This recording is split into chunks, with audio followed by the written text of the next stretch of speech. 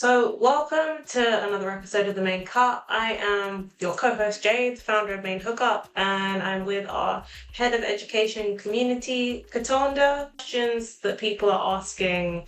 And today we have decided to talk about some of the biggest myths about textured hair care that we've both agreed these ones really need to go. There's a lot of them that are out there, so don't get us wrong, guys. There's only so many we can talk about in an hour, but we've got at least five or six to work our way through today. We'll talk about what the myths are, why they are myths, why they are incorrect, and what the real information is that people should have about their hair, because without the right information, people continue to make decisions about their hair care or their hair routine based on false information, which helps no one. And also the misinformation continues to be spread because people think that it's true. And Katana, I know we went through a list of these before. Some of them we've heard, some of them we haven't. But yeah, we landed on a few that we felt we really need to talk to everybody about. But I can imagine, Katana, as someone that A, has been a stylist, and B, speaks to people about hair all day long, you hear these all the time. Yes, I've heard a lot of them. Even from growing up, there were some myths that we were taught. And of course, we believed because we were children and children learn what they see. And let's get into it. Yeah, I mean, actually, you know what? Let's start with one that I'm pretty sure most people are grow up having been taught by somebody in their family or a friend, which is one about washing and cleansing our hair, right? So we've heard the age old, you should only wash your hair once a month or less. Let's start with that one, because I feel like that's one of the oldest ones going that's still around. And let's talk about where we heard these things from and then why they're wrong. So that one, I didn't grow up hearing that one, but that is one that I've heard from clients and on socials and just from doing hair for many, many years. However, I do feel like now people are understanding and realizing it is a myth because now we're hearing a lot of chatter about double cleanse. That's like a buzzy word out there, double cleanse. I mean, is it really a double cleanse or is this you're shampooing your hair twice? I just like, how people switch up words and connect these buzzy words to like things that are just normal. However, there are some people that believe that you should not, because of your hair texture, shampoo your hair more than once a month. Actually, guys, it's very gross. It's sort of like you're not taking a shower or a bath, but once a month, particularly a shower, because I have my thoughts on baths as well. But taking a shower once a month is not good, just as shampooing your hair once a month is not good. You need to cleanse your scalp. First and foremost, you need to cleanse your scalp, but you also need to make sure that the strands of your hair are properly cleansed for various reasons. So when you don't shampoo your hair for months out, I mean, you guys know if you're wearing protective styles, you leave it in for a month, 2 months, you take the protective style out, you have a lot of nasty stuff in your hair and on your scalp. So you must shampoo your hair. This may get me some backlash, but I say everyone should shampoo their hair at least every 7 to 10 days. 10 days rolling into 14 is kind of pushing it. But if you think of all the things you're doing, you are sweating, you are, out in the elements, you are putting products in your hair, you are wearing your bonnet at night, which is trapping in a lot of stuff, you may not sweat profusely at night with the bonnet on, but we all know bonnets are hot, which is why some people lean toward a silk bonnet versus a satin, because silk actually breathes where satin does not breathe because it's synthetic. So we have to cleanse our scalp and hair at least every 7 to 10 days. Your scalp starts to stink after a while. It's like your body. Like Can't stress enough. It's sort of like thinking that, okay, I'm not going to take a shower for a month. Your body odor, so you get BO in your body, but you also get BO in your scalp. And when we talk about, the microbiome that, a lot of regular consumers and people are learning now, that's pretty much dealing with your BO. Um, Mm. it's like your internal chemistry.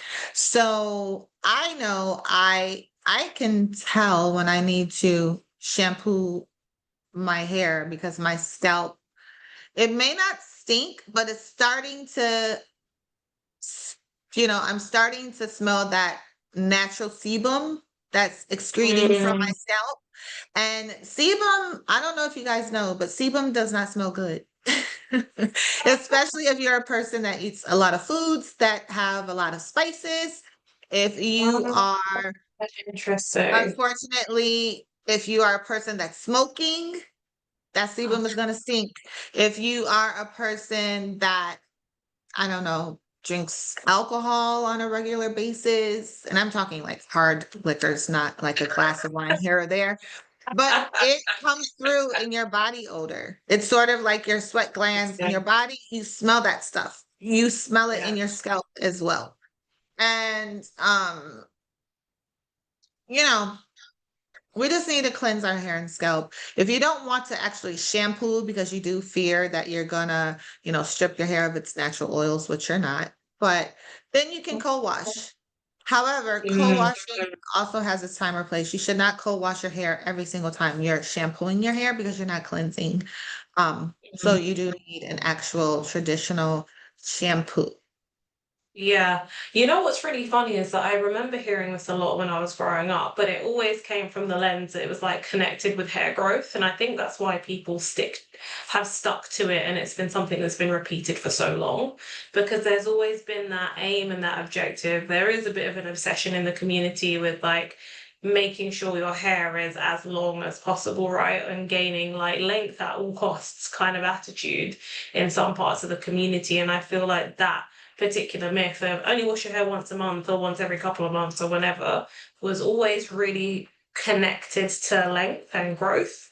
Mhm. Um, because when I started paying more attention to what my hair did and didn't like, I was like, oh, once it gets to the 2 week point, my scalp is unhappy. It doesn't like it. So that's when I started washing my hair every 2 weeks. I was like, I don't care what other people say. I know my scalp doesn't like this after 2 weeks. And it kind of made it an easy routine to stick to because I just do it on the weekend. So it would be like every other Saturday or every other Sunday was wash day, but then also making it a routine that could stick with all of the Yeah. other things that I had to do. But it's stuck, as in it's every 2 weeks without fail. My hair is getting washed and it needs it.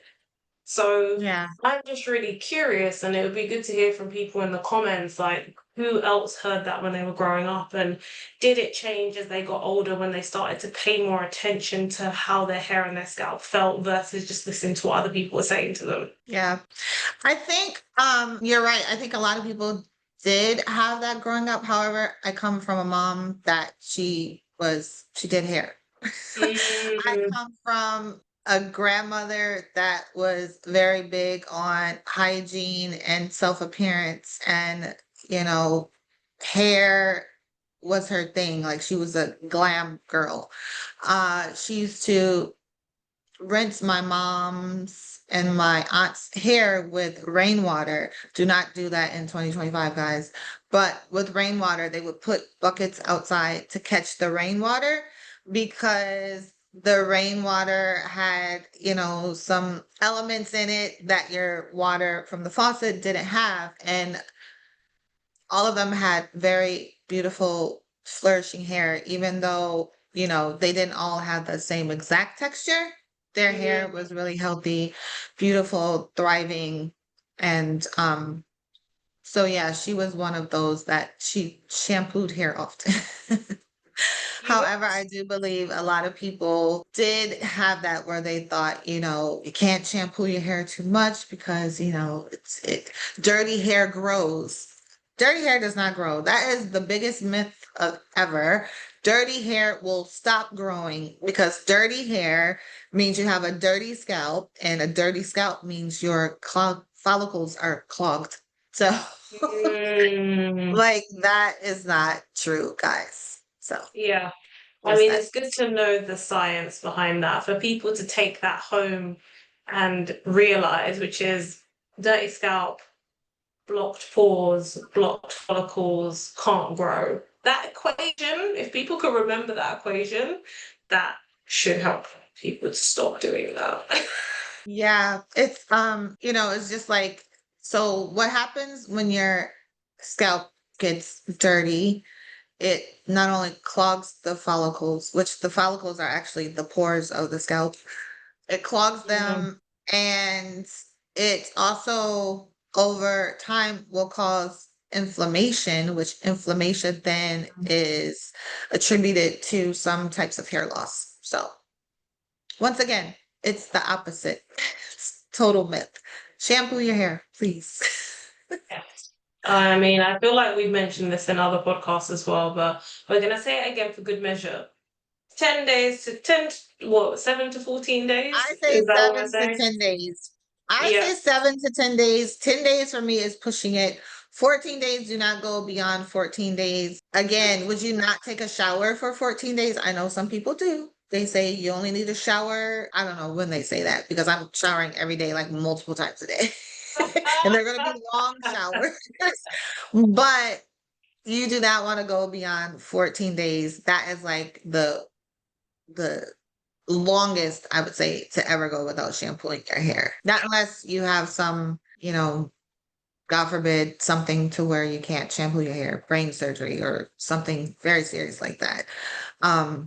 But you have to shampoo your hair, your scalp.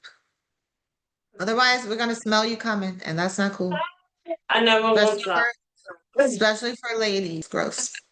We don't want a problem. Okay, so I think we've covered myth number one, which is like we said, you should only wash your hair once a month or less. And we now know 7 to 10 days, 14 at an absolute max, you need to be washing your hair. We've gone through, I think, one of the oldest myths in the book.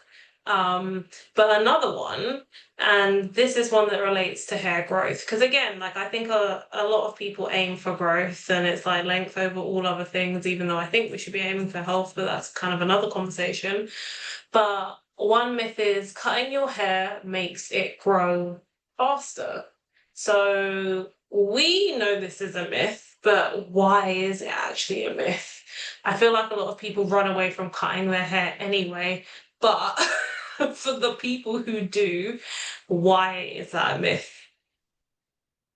I think cutting your hair makes your hair grow faster.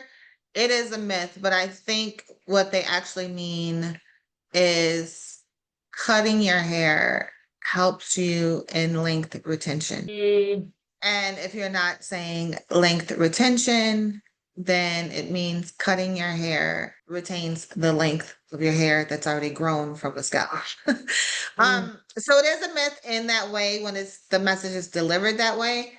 Um, However, again, when you cut your hair, you are saving your hair, you are saving the length of your hair, you are ensuring that if you do have split ends, they're not traveling upward on the mhm, hair strand or up the hair shaft, because then that's like shortening the hair and you're not retaining the length.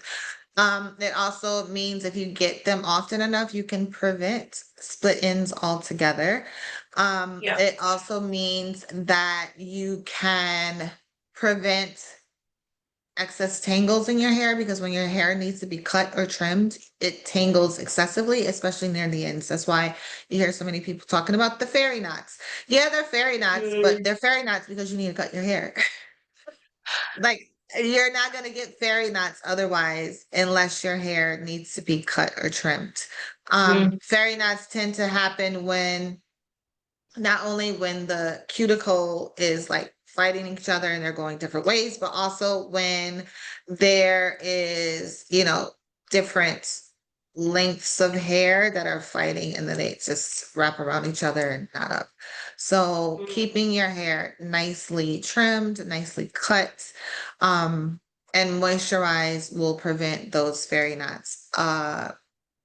Really, I think we've probably talked about how often we should trim your hair, or we Mm, actually posted a video on that on Instagram. However, this is like one of the simplest things. mm, I don't know why people think, I just think it was just the play on words were not done properly. Because you can retain length. People attribute hair growing fast length retention, but your hair is constantly growing from the yeah. root. So it has So I nothing to do with the end. If it's not Mhm. growing from the root, that means it's in one of the dormant, is in the actual dormant stage, which is a part of the life cycle of the hair. Mm, However, it's constantly growing otherwise. It's never growing from the ends, which is why I used to, when I used to cut kids' hair and they would cry sometimes, or their mom's like, oh, oh, she's crying because she thinks it's gonna hurt. You don't feel this. It has no feelings, it has no nerves, nothing. And because it doesn't grow from the ends, like there's basically, this is a whole other conversation, but all of this hair out here that's already pushed its way through the follicle, it's dead already anyway. It's no longer living. So yeah. And I mean, it's important for people to remember that, like you said, trimming your hair helps with length retention, which means in the longer, like in the long run, it will help your hair length. But that isn't to do with like the speed at which it grows, you know. Isn't the average person's hair grows by like half an inch a month? Like, is it half an inch or something like that? yeah, the average is like a quarter to a half. If you're doing a half, you're really good. If you're doing a quarter, you're still average, but you're on the lesser or lower end of the speed of the hair Of the growth. average. And then some people can potentially grow more because hair growth also is genetic. Yeah. People don't understand that either. I mean, yes, we can take care of our hair properly. We can make sure it's properly moisturized. We shampoo every 7 to 10 days. Our scalp is clean. You know, it's clear, it's healthy, it's free of any debris or any scales. But ultimately, it's based on hair growth, or it's based on genetics. Mm, So if you see, you know, or if you hear people saying, oh, yeah, my hair never grows past my shoulder, it's not necessarily that their hair is damaged, or that, oh my gosh, she has a relaxer, so her hair is not going to get longer than that, or all of these things that we mm. sometimes think. But ultimately, it comes down to genetics. That's Genetics, and something also, that, sorry, Katanda, you finished what you were oh no, I saying. was going to say that's something that some people don't quite understand. Yeah, I was also going to say, and also looking after yourself better. So, you know, actually looking after yourself internally, like I said, you're all things related to your microbiome and your, you know, your sleep and eating well and drinking. We say this almost every episode, but drink your water. Like drinking enough water has an impact on your hair growth. Again, if you're thinking of your hair as like a plant, and then you know what happens when you starve a plant of water, it like withers up and dies. That's kind of similar, right? So you need to make sure that you're looking after yourself internally and not just looking for the right hair product. And even just thinking about how often you're washing your hair, you need to be thinking about, oh, what does my body look like on the inside? Because that will have an impact on your hair growth. But cutting your hair isn't actually going to help it grow faster. Eating the right foods, getting enough sleep, having enough water, and like, you know, what your natural genetics, all of those things are going to have an impact on your growth, but not trimming your hair. Healthy Um, diet does actually encourage growth too. And I would beg to differ.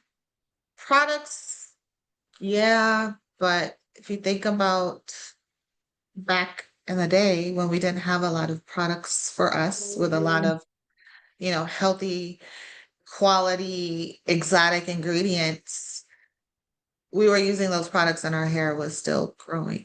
So I, it's a little, that's a tricky thing.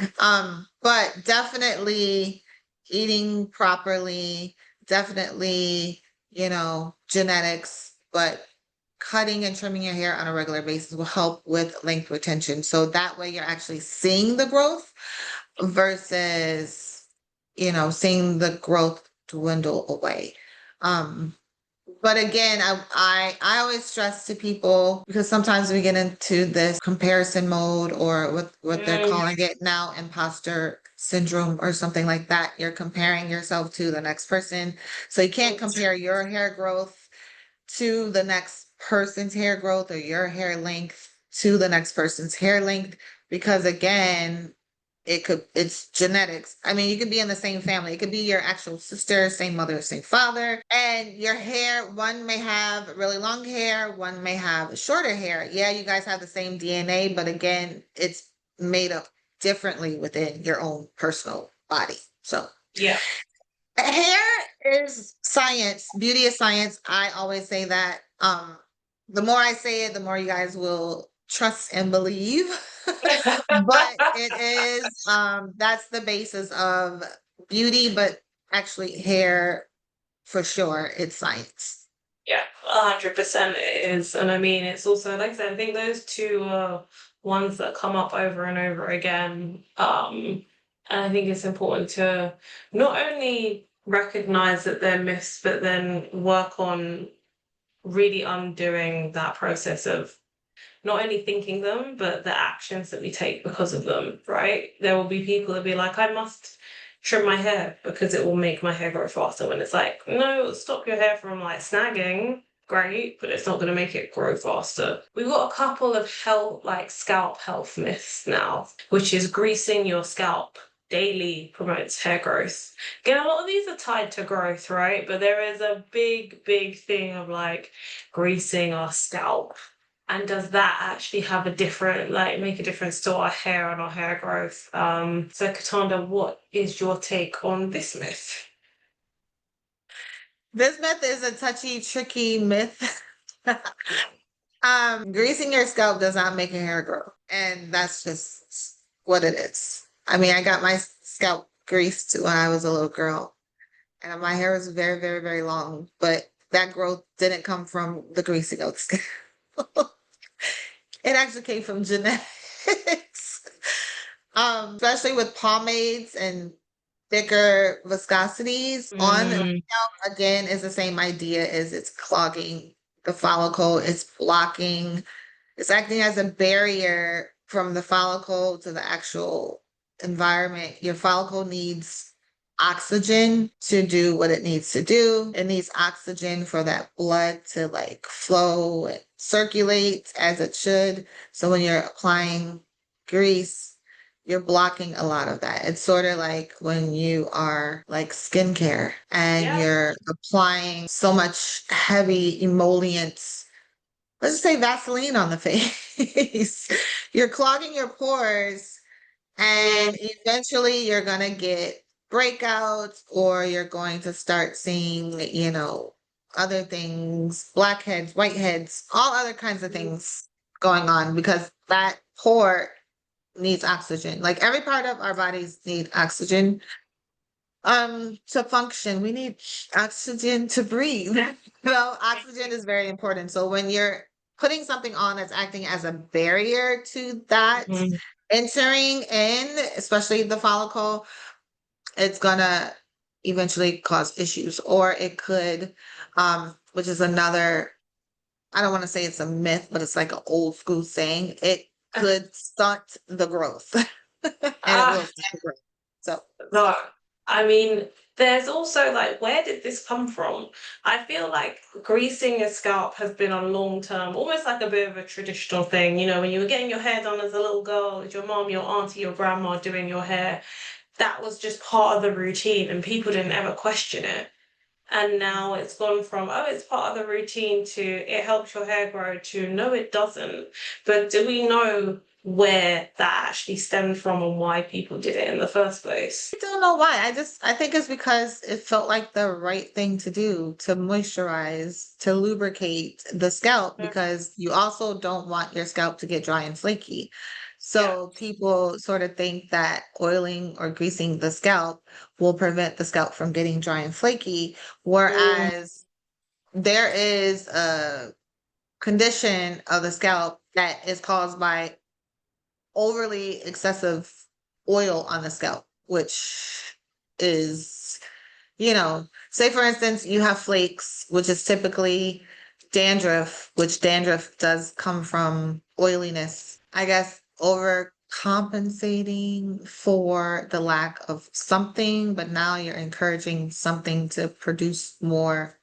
That's a whole other conversation as well. However, when you think of that, um, think about what happens when you do have flakes on your scalp mm, and you apply that grease or that oil. It's trapping those flakes on the scalp. It's not gonna mm, release. It's not gonna fall out. Like it's not going to, you know, it's gonna be really hard to release that because now it's stuck to the scalp because you have that, you know, greasy, maybe sometimes it's a tacky feeling, greasy feeling, mm, waxy feeling. It's stuck there. So even when you want to go shampoo your hair, you're going to have to get something that's going to break through to really release those flakes. I'm not going to tell you guys not to oil or grease your scalp. You do as you please, but it's not my practice. I don't do that for my clients. I make sure that they're properly hydrated and I make sure mm, that their hair is properly moisturized. yeah. But moisture does not mean grease or oil. Moisture means water. Mm, So yes. It's understanding that, isn't it? Because I think a lot of people automatically go for the product, whether it be the cream or the oil or the whatever it is, the spray, but not many people go for water first. And that, like you said, that's what leads to hydrated hair. And I mean, I remember when I was obsessed, I realized that my hair loved product that had avocado in it. For whatever reason, I had the best conditioner that I have ever had, and it was an avocado conditioner, and my hair absolutely loved it. And I was like, I wonder if it will like avocado oil as well. And then I was like, oh, and then there's things that talk about like things like some of the essential oils. I think it was tea tree oil. I can't remember which one it was. Again, I was like, oh, what would happen if I mix these two things and started using that on my scalp? A couple of months, I was like, nah, this isn't working. It's actually made my scalp more flaky, and it was perfectly fine before, and now I've created a problem that I didn't need to create. So that's when that stopped. yeah, I mean sometimes it takes a trial and error. Um that's the other thing too. When we get into um mixing actual ingredients from the Mm, kitchen, um yes, it can be good, it can be effective. However, I always tell people it's the total formula and not just the one ingredient. Because yeah. if you're mixing the avocado, what were you mixing the avocado with? It was avocado oil and it was some essential oil. I can't remember what it was, but it was avocado oil was the definite one, and then it was like 2, 3 drops of an essential oil that I read up somewhere that this like it works with your hair and it does wonders for your hair and your scalp. And I was like, oh, let me combine the two and see if it works. It didn't work. Okay, yeah. So see, combining the two or three may not have been the best idea. Mm, However, I prefer oils as a treatment. So mm, oils, and I know this is like an old school thing too, but back in the day, we used to get hot oil treatments. And when I worked in the salon, I used to give hot oil treatments. Hot oil treatments are meant to be shampooed away. They don't stay on the scalp because if you think of avocado itself, it's a fatty, um, it's actually a fruit because it has a seed. So it's a fatty fruit that does mm, have some moisturizing benefits. However, when you're using the oil itself, again, you're applying it to the scalp and now it's blocking the moisture from going in and now it's causing flakiness. So if you were to use that same mixture that you use, put it in your hair, on your scalp, cap it, do a treatment, go under the heat for 30 minutes so that it can actually penetrate into the hair and into the skin, the scalp. Then you go back and shampoo it and then do your conditioner. It would have been a lot more effective that way Yeah. versus doing it the other way and just leaving it in your hair. Yeah, exactly. And it's things like that, you're not going to get all of that online. And this is also, I think, relative to a lot of the stuff that happened during COVID when people were doing a lot more DIY. And granted, that was because we had to, because we couldn't just like roll out of our beds and go see our hairstylist.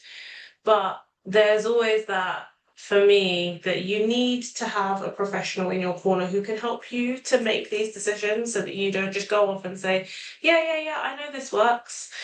I was like, I know that information came from Google's internet somewhere, and I rolled with it for a little while and tested it, and it really didn't work. And like I said, it helped me to create a problem that I didn't actually have before. I didn't really have a flaky, like on the odd occasion, but it wasn't like a permanent problem that I was having to fix. And it became that. It became a problem that I really had to go through and try and work through for months and months and months because of the Yeah. DIYing. And that's what can happen when you do the wrong thing and when myths go wrong, basically. Yeah. I think you aren't necessarily doing the wrong thing, but your technique maybe was the wrong thing.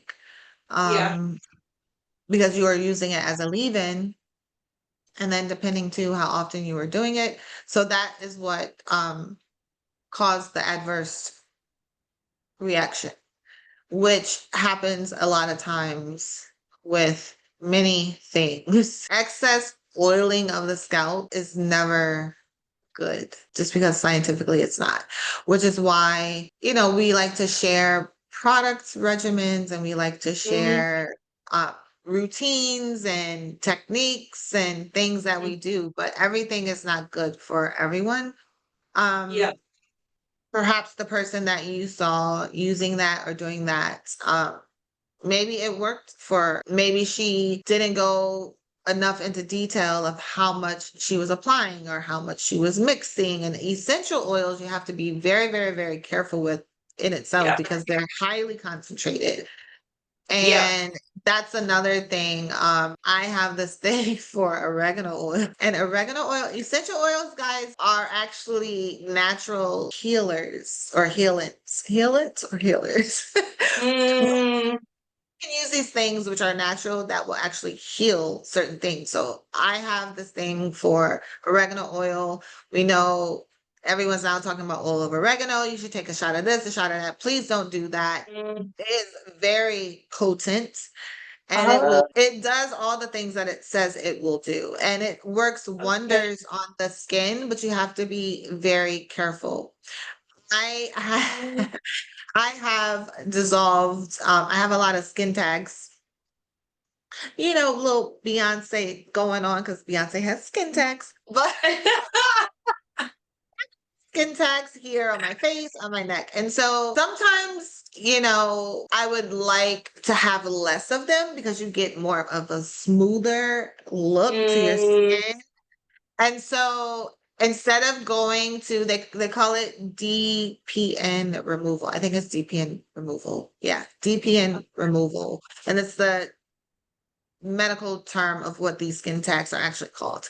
And so they alright. remove them, but it's very expensive at the dermatologist. It's very expensive. Like you shouldn't go. Some estheticians actually provide the service, but you probably shouldn't go there because it can Oh, be a little invasive and sometimes we can go awry.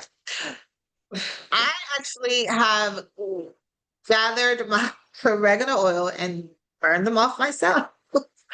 But you have to oh, be very careful because it will, like, it also works on pimples very well, but oh, okay. it will burn the skin. So I am a scientist in my own right. So, but the average person should not play around with essential oils in that way because they are highly Mm, concentrated. They are very potent, and a little bit goes a long way. Like I'm just putting it on the end of a Q-tip and applying it to the skin area like multiple times per day until it does, and it'll eventually just fall off. But you have to be mindful of the potency, and that's when I think that the average person should not play around with it because it could definitely turn out to be an adverse reaction versus something good. So I think maybe your ratio of mixing the avocado oil with the essential oils was a little off. mm, I would actually say with confidence that you leaving it in and doing it multiple times actually caused the adverse reaction with now you're having flaky scalp. But it wasn't that you did the wrong thing, is that just in the way that you did it was not really what I would advise. I would advise you doing it as like a hot oil treatment. Hot oil treatments, they mm, still have their place. We used to do a lot of them with relaxed hair. However, it works wonders for curly hair. But again, you are mm, shampooing this out. So when you apply it to the hair, sit under the cap, it's penetrating beyond the cuticle layer. And then yeah. you're actually getting the cortex is actually getting the benefit of that oil. It then will help to sort of like smooth. I don't want to say seal the cuticle because that usually sealing to me means like permanence and a little bit, I guess, in ultimately to me sealing, if I seal something, I'm sticking it and it's not going to move. So Right. you really don't want to seal it because I mean it doesn't really seal it because when the hair is wet again, the cuticle is going to pop back open, but it does Yep. smooth it. So it smooths Okay. it. You go back in with your shampoo and then your deep conditioner or your conditioner or whatever. And now your Okay. hair has a lot more life. Your curls are less frizzy. It has Mm, like shine because it's shining, it has an internal shine because it's shining yeah. from the cortex out versus just applying a product on the cuticle that's giving it shine on the Um, surface level. So it works that way. Don't say, I did the wrong thing. You did the right thing, but you just did it the wrong way. Yeah, I was all for the do it yourself at home because people needed to know how to care for their own hair. We yeah. got into a movement of things where people were relying on their hairstylist. If your hairstylist is not there, you need to know how to care for your hair at home. And so in COVID, obviously, I mean, you can walk around the house, your own house, in privacy of your own home looking crazy, but who wants to look that, especially with COVID, the stresses of COVID, we needed to look good. So I love the fact that, people were doing it themselves, the DIY, all the tutorials and everything. A lot of Mm, great things came from the DIY, but you just have to make sure that, like you said earlier, you may not have gotten all of that online, but if you search deep enough and you get information, you could sort of like piece it together and then come to a conclusion. Um, mm, but when you have someone that's also doing it themselves, you're not going to get the education that you're getting unless it's an actual hairstylist or professional. yeah, 100%. And I mean, sometimes you can make some mistakes and learn from them, and then you can apply a better theory next time. But I also like to say, Katana, that I think the important thing is people sharing what they've learned with their stylist. So that then it's not so much that you've gotten the information because you're just going to get whatever information people are talking about, they're telling you, you read online, you consume through videos, you're going to get all of it. But it's like there's a person to filter it through and filter it through your stylist so that they can help you debunk the myths so that you save yourself some much needed time. I think. That's very true. And maybe some much not needed disappointment. Yeah, that too. A lot of And that. then you have to go to your stylist anyway to have the stylist fix it. It's sort of like Yeah. when you Google an ailment that you're having and you get Mm, WebMD and you diagnose yourself, and then you're going to the doctor and you're explaining, you're going to die in 5 days because you Googled it. And then they're like, yeah, please. No. you're fine. Like you have to get the actual information from the actual professional. And again, everyone's situation is different. 100%. It's always different. And I mean, I think that I'm sure there are people who have DIY'd certain things and built and put together their own products in some ways, and not all of them have worked. So I think that will resonate with a lot of people. But we also, speaking of like products, we actually have a product, an ingredient myth next up, which is all alcohols in hair products are bad for textured hair. I think we hear this a lot with certain ingredients. It definitely happens with alcohols, and another one, silicons is another one that Silicones. you hear people saying kind of similar things about. So actually, maybe we can double this up and talk about alcohols and silicons so that we can cover both. Why have these two ingredients become the villain, for one? And then two, why are they actually not the villains that people think they are? Tell me what you think. Do you have that perception? I haven't had the perception that alcohols are like the enemy or the villain. It's more that it shouldn't be in all, it's not needed in all products. And like there's certain situations where like alcohols and silicons can help. I can't really think of any scenario right now, but I've never said, for example, oh, I'm not going to buy that product because it has alcohol in it. I might be mindful of where it is in the ingredients list and be like, I don't really want it to be all the way at the top, but I wouldn't have stopped myself from like buying a hair product just because it had alcohol or silicons in it. So it's affected my thinking, but it's not stopped me from using a product that uses them. So all products have alcohol in them, and if they do not, you are going to have a very short-lived product life, shelf life. Which is why a lot of times I'm trying to think. I buy some like all net. So for instance, this is not a hair product. This might be a bad example, but I buy hair removal that's all natural. And other hair removals, you could stick it under your counter, under your sink, and it'll last for years. This particular one only lasts for a few months because it's all natural. And I actually keep mine refrigerated to extend the life of it. But there's no alcohol in it. There's no like any preservative in it. It's just all natural ingredients. So that's the difference. When you have all natural ingredients, if you think about, your friend would know this more so than I do, but Mm.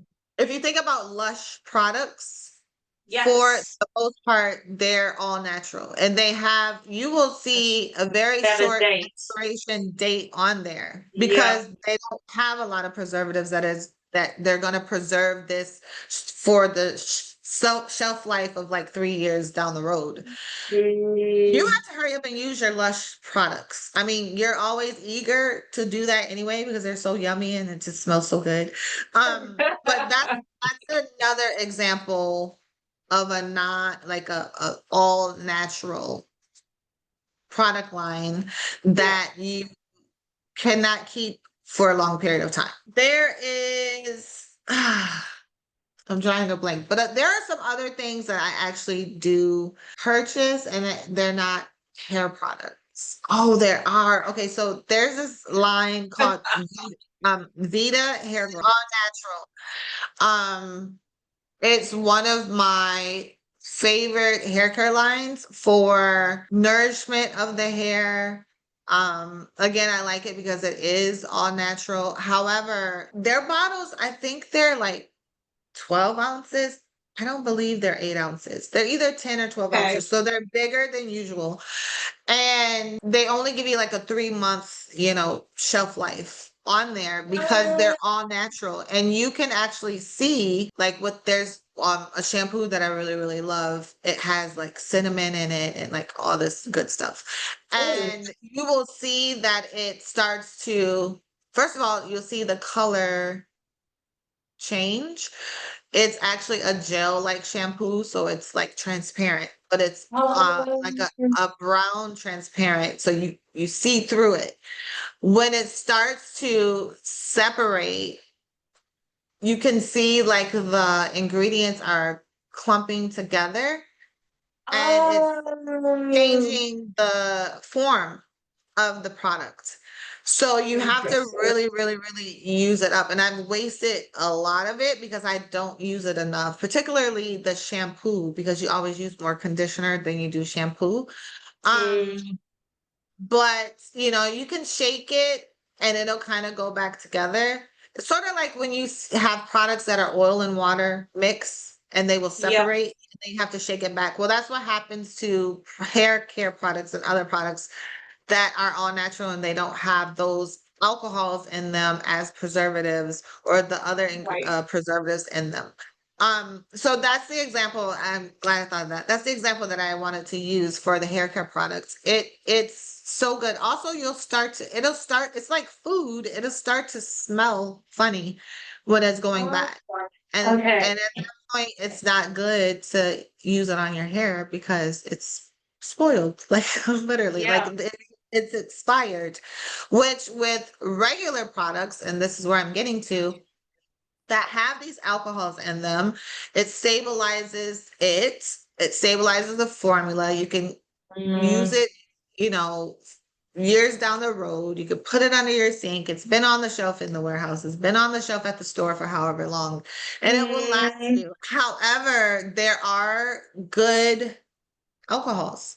And those alcohols are typically the alcohols that you see closest to the first line or the second line. And depending on typically a more quality ingredient will not utilize alcohols for nourishment because they're called fatty alcohols that provide benefits to the hair, moisturization to the hair, nourishment to the hair. Those are fatty alcohols, and those are like, it'll say cetyl alcohol. That's a fatty acid. Oh, that's a fatty alcohol right. Okay. that actually, provides nourishing benefits to the hair. So, in a very high quality ingredient, though, you will Mm, see other ingredients before you see those alcohols because yeah. I've chosen to use this ingredient over here that's higher quality, that's going to give me some of the same benefits as this cetyl alcohol here. But Right. depending on the brand or the collection or formula, I'll just keep it real. Alcohols are cheaper than some exotic formula you're going to source from South Africa. So, yeah. Um, they're not all bad, and I used to have to tell this to a lot of customers when I worked for the main choice because when they got acquired, they saw this ingredient list change. You guys change the ingredient lists or you change the ingredients in the formula. And sometimes that's not necessarily the case. Sometimes have to be moved around in the order that they are more prevalent in. And Yeah. so when you're indie company, you don't necessarily have to list it in that way because you are an indie company. But a lot of those alcohols that were way down here moved closer to the top. People were freaking out. Mm, But I'm like, even at that, if it was changed, those alcohols are not bad alcohols. Those are the alcohols that we need for nourishing, conditioning benefits, but also for stabilization of the product. I'll just leave it there okay. because it gets complicated. These are things that I mean, the consumer can find this out. Yeah. Um, but it's not something that brands are gonna hop in the comment section on Instagram because you guys are arguing the fact that the brand doesn't want to do that. Like, hey, I just want to be transparent with the people, and they're like, no. That's gonna get us into more conversations that we don't want to be in. So, Katanda, you're gonna have to zip it and shut up. But that's what happens. All alcohols aren't bad alcohols, just the same as silicones. Really, silicones are silicone. There are a lot of cones, but silicones and dimethicones are the ones that we're most familiar with. And Yeah. I love products that like I love me a silicone and a dimethicone. Because you're talking about slip on the hair, that's what I need. Especially for girls. But I think people got on that wave. Silicones are bad and dimethicones are bad, more so because they can be bad to the environment. When you Right. rinse them down the drain, Right. that's when it can be bad to the environment. Right. It because they stick. They're slippery, but they stick. And so the drain, then going into, I don't know how, I'm not that type of scientist. I don't know how all of that works with the environment, but I think So they're that not environmentally friendly, basically. exactly. But I don't want a formula that doesn't have silicone. Like silicones are much different than parabens. We're not going to talk Mm, about parabens. I'm just using that as an example. Because yeah. people are like, no parabens, no minerals, no this, no that. Silicones, Mm, some brands call out no silicones, but most brands that have all the rest of the no's, they never say no silicones because you're taking your slip away. yeah. Without silicone, it's really hard to have a um serum. There are other things that act as silicones. However, depending on the formula itself, that one particular ingredient that can act as a silicone may not work like a silicone because of everything else it's grouped with or it's infused with. Yeah. It's very complicated. Yeah. But I think that's more so, like you said, they're not environmentally friendly. Silicones are for the most part. Yeah. But they're super friendly for your hair and for your curls. Trust me. No, I mean, it's really good to know, like, say, the reason why they are in the products in the first place, because I think that's something for people to understand. Like you said, that alcohols are used as like a preservative so that things last longer, so they have more shelf life. And then silicons are used to give products more slip, which a lot of our hair texture needs when we're trying to use products, especially like styling products as well. So we need that to be in there. Yes, they're probably good and bad alcohols and silicons, but it's about understanding why they're in there in the first place versus saying that you don't want to have a product that has any of them in there.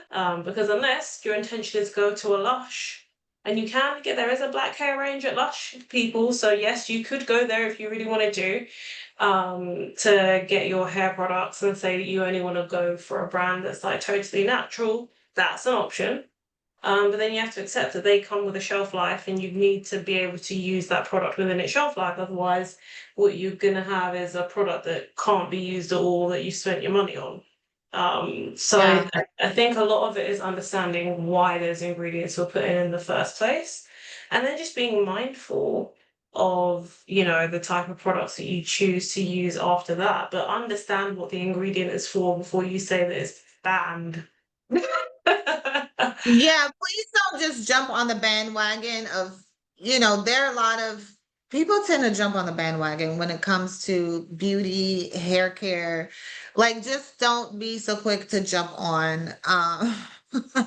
Like, it's sort of like a gang. Don't be so quick to jump on Mm, the gang. Like, you don't want to be affiliated with something that you don't really know about and what they stand for, what this means. yeah. Some people are just out here to tear down anything that's good.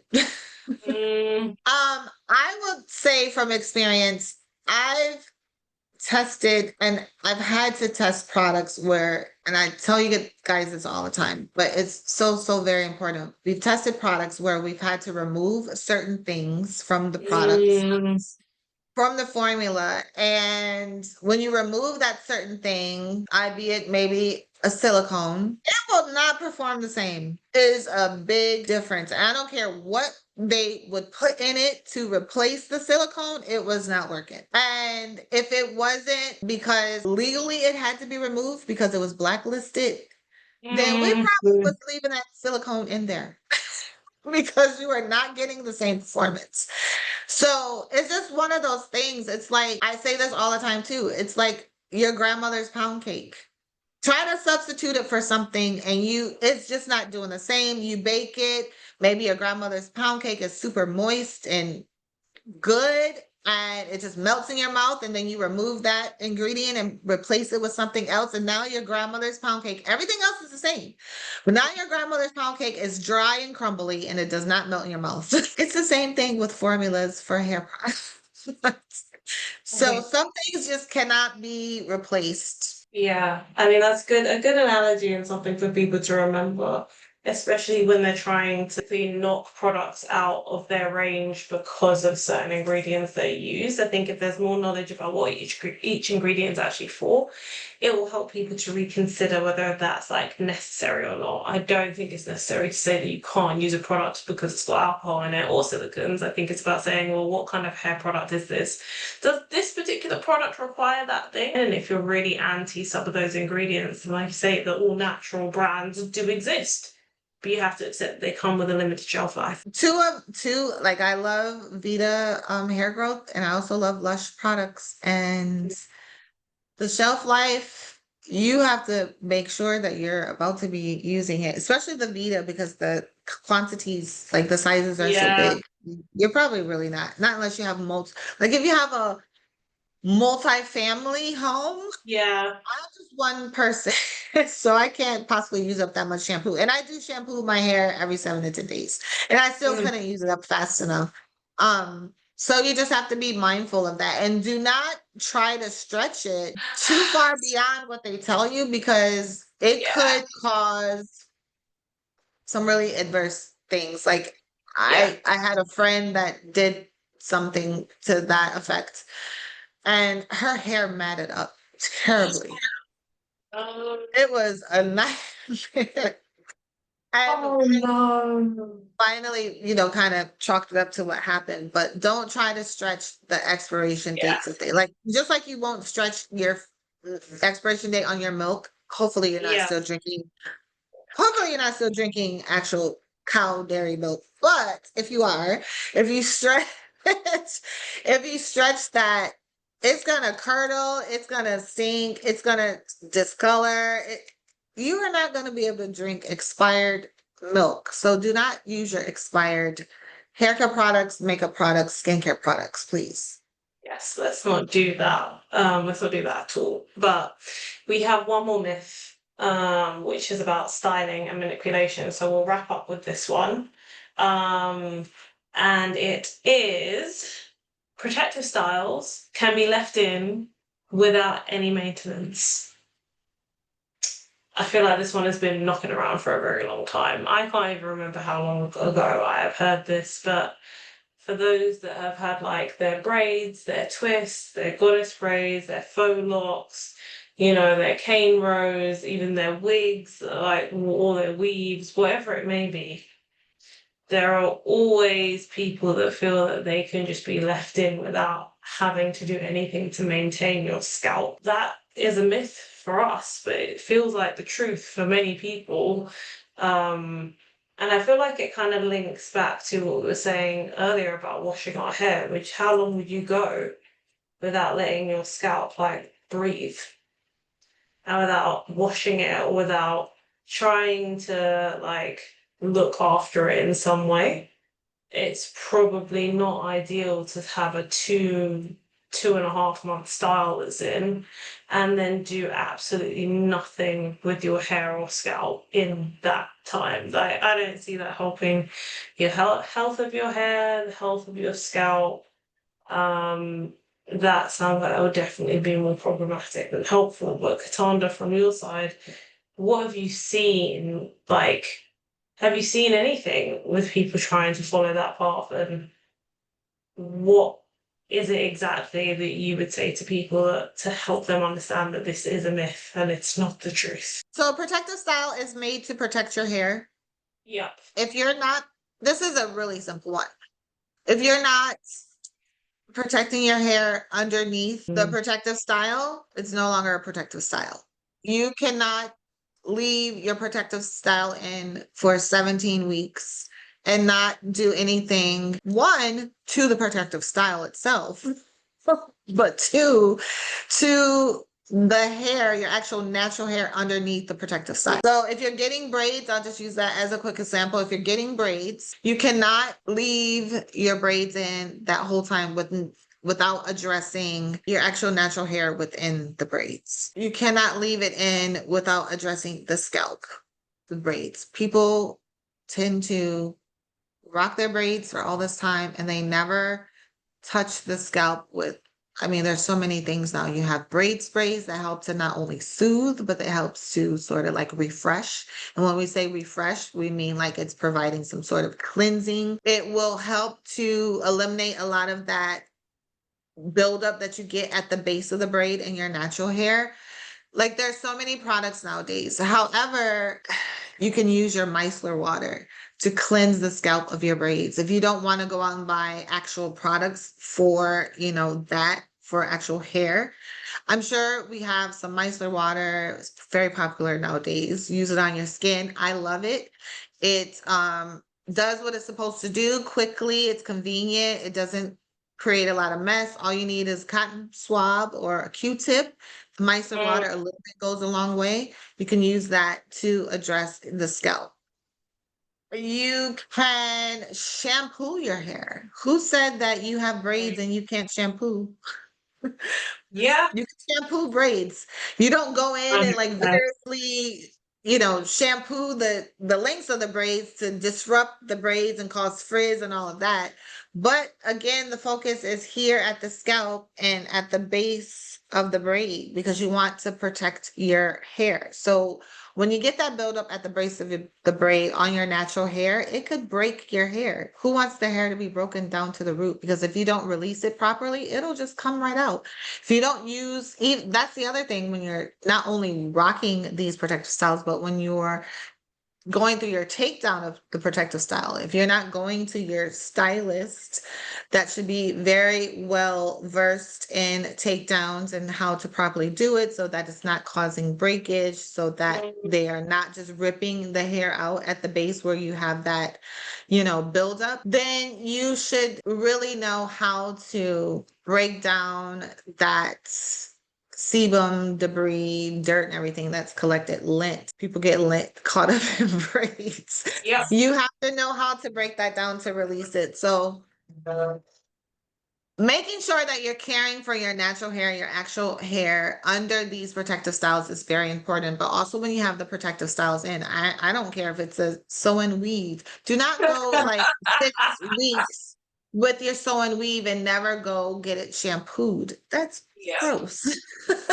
So if you think about if you have a sew in and your natural hair is braided up underneath, if you have a cap or not, think about, again, the oxygen, it's not really getting to the follicle. Your hair braided, then you have the net on, then you have the bundles sewn on top, really preventing anything from getting down to the actual Yeah. scalp that needs to be there. But then in the midst of it being covered and blocked off from any type of, oxygen and air, Yeah. then it's also collecting everything that you could imagine is collecting under there. If you are getting it, or if you're shampooing it yourself, but also if you're going to get it shampooed, make sure that it's drying properly, because if you don't dry those braids underneath, you're going to get mildew, you're going to get bacteria. And bacteria can actually grow, like if you're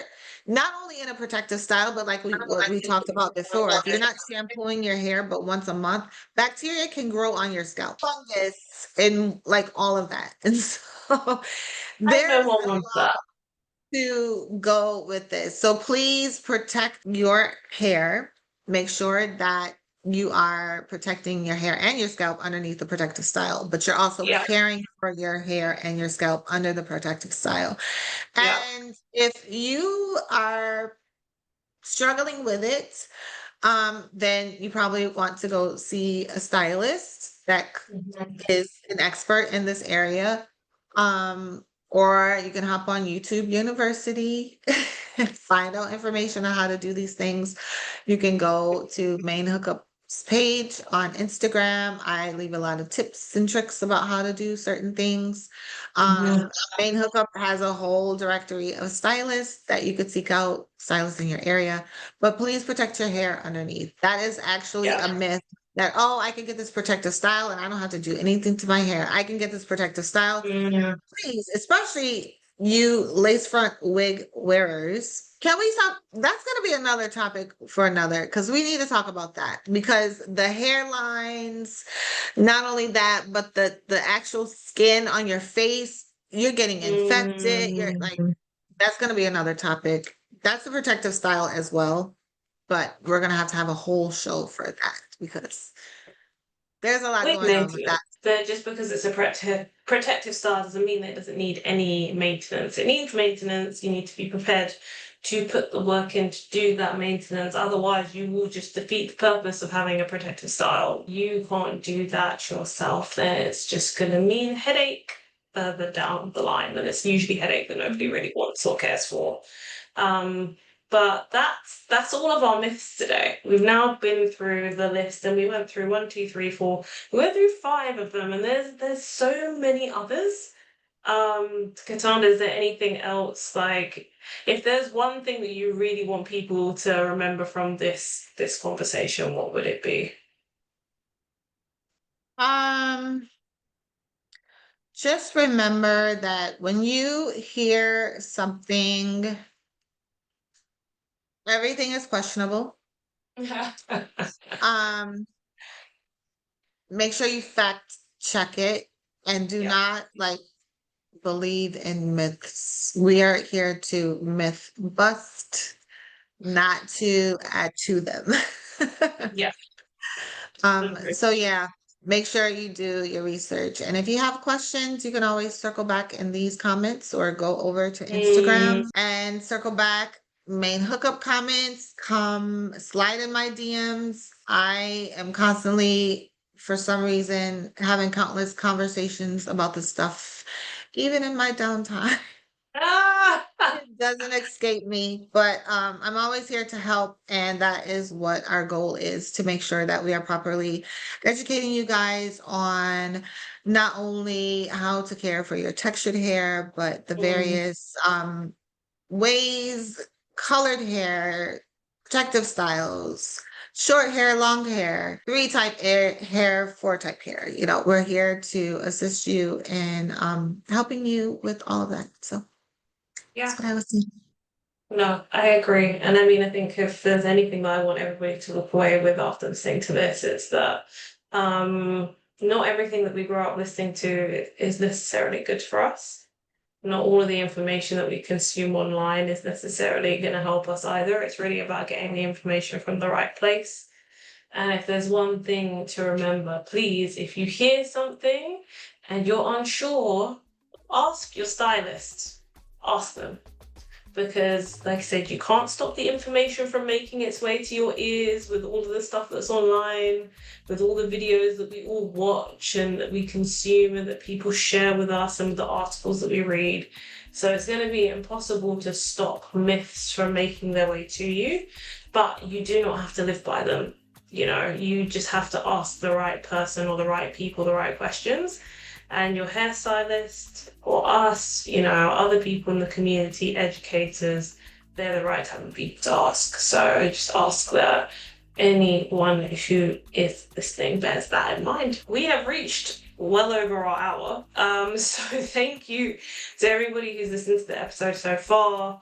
I think I mentioned at the very beginning, would love to know what the other myths are that people have heard, what the people lived by when they were younger. I would love to hear those, and then we can comment on them. But if you have any questions or any thoughts about other topics you want us to cover, or even other myths you want us to debunk, mention them in the comments. See you guys soon. Thanks for joining. See you on the next episode.